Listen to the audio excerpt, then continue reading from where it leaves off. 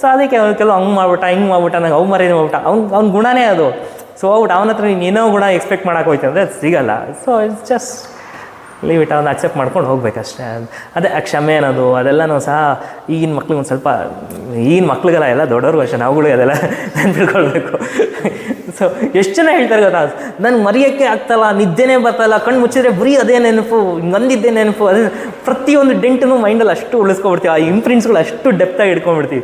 So ಮಂದಿ ಕೆಲವೊಂದು ನೋಡ್ಬೋದು, ಯಾವಾಗ ಕತೆಗಳು ಹೇಳ್ತಾ ಇರ್ತಾರೆ ಗೊತ್ತಾ. ನಾನು ಚಿಕ್ಕ ವಯಸ್ಸಲ್ಲಿ ನಮ್ಮ ಚಿಕ್ಕಪ್ಪ ಬೈದ್ಬಿಟ್ರು, ನಮ್ಮ ದೊಡ್ಡಪ್ಪ ಬೈದ್ಬಿಟ್ರು, ಅದಕ್ಕೆ ನಾನು ಅವ್ರು ಮಾತಾಡ್ಸಲ್ಲ. ಯಾವಾಗ ಇವನಾಗಲಿ 30, ಇವನಾಗಲಿ ಇವನೇ ಎಷ್ಟೊಂದು ಜನ ಚಿಕ್ಕಪ್ಪ ದೊಡ್ಡಪ್ಪ ಅಲ್ಲ, ಇವ್ನು ಹೇಳ್ದು ಅವ್ರ ಚಿಕ್ಕಪ್ಪನ ಕತೆ ಹಾಗೇನು ಇದು ಸಾಧಿಸ್ತಾ ಇರ್ತಾರೆ.